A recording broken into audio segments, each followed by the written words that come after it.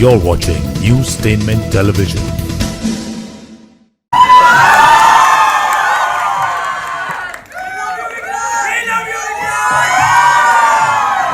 Thank you guys. I love you all too. Thank you so much. Thank you so much, Sid. You know I hold you in the highest regard. I love you.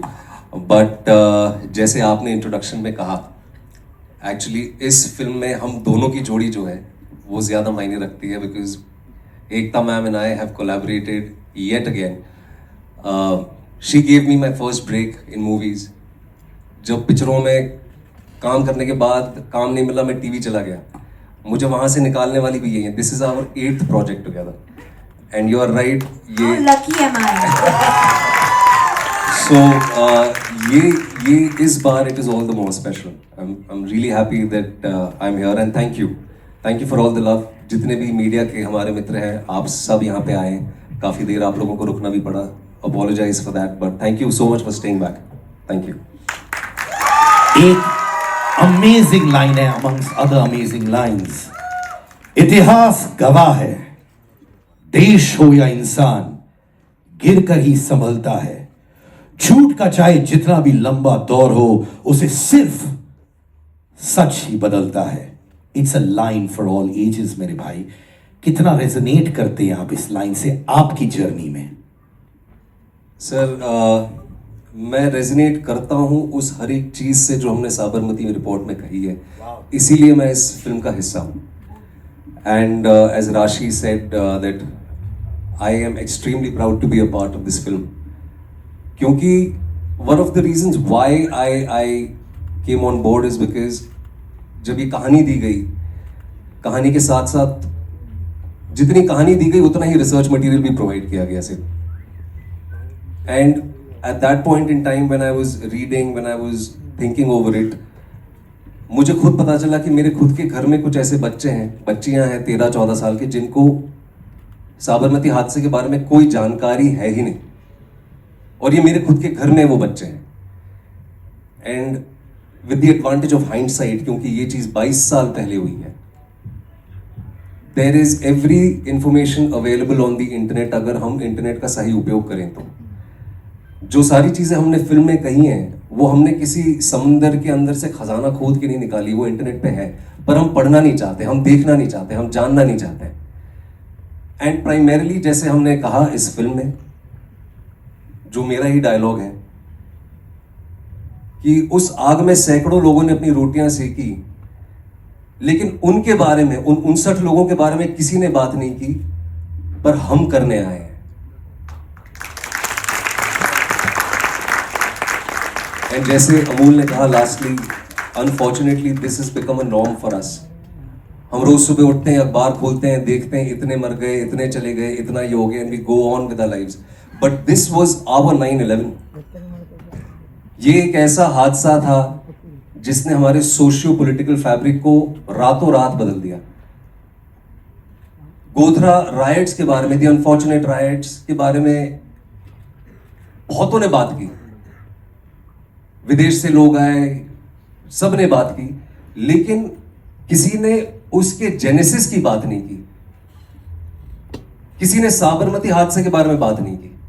And as we all know that Ekta is a very brave person, and the first time I met her, she said कि, और जैसे इन्होंने कहा कि मैं कुछ करूँ ना करूँ, she said the same thing to me. I don't care what happens to this film.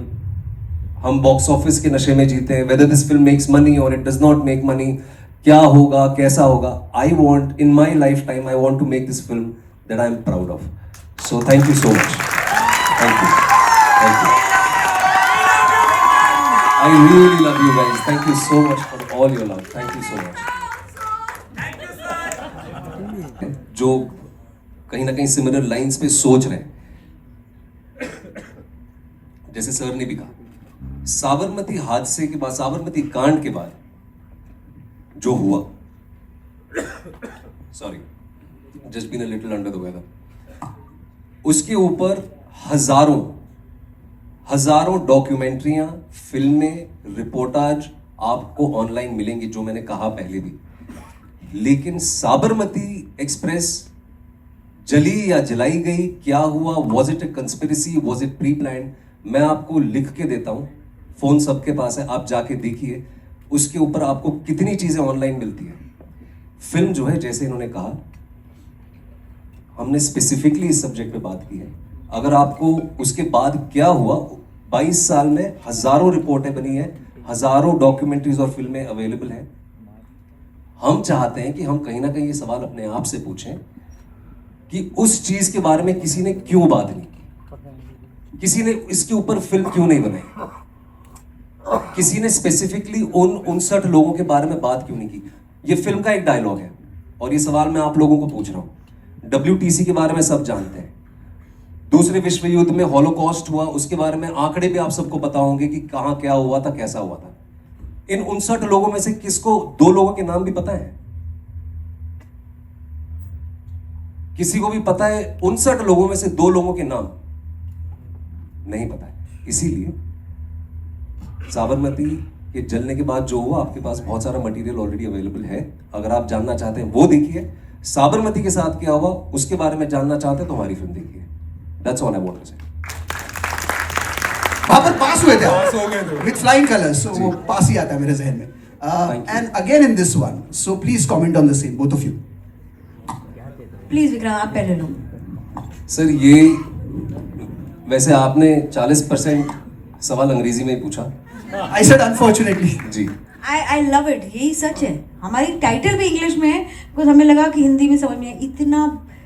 इतना हम उभर नहीं पाए अभी भी। अभी कितने बेटर है, बट अभी भी कितनी चीटियां है हमारे ऊपर।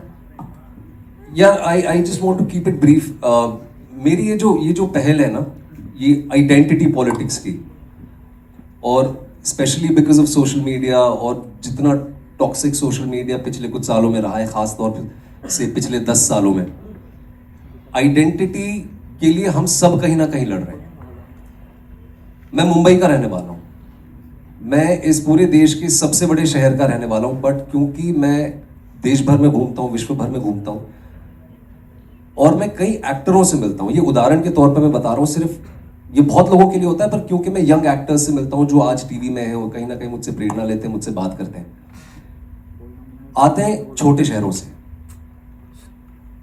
मुंबई आके 4 महीने नहीं होते हैं, 6 महीने नहीं होते हैं, उनको अपनी आइडेंटिटी पे, अपने रूट्स पे शर्म आने लगती है।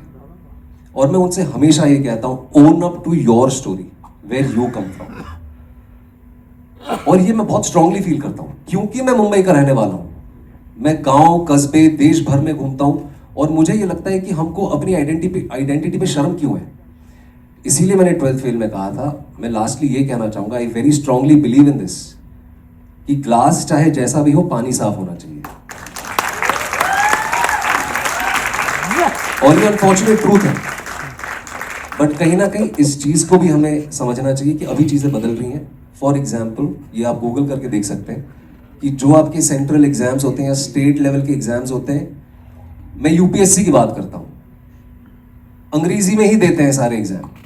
हिंदी मीडियम वाले 2% भी सिलेक्ट नहीं होते, पर अब वो बदल रहा है, आगे चीजें बदलने वाली हैं।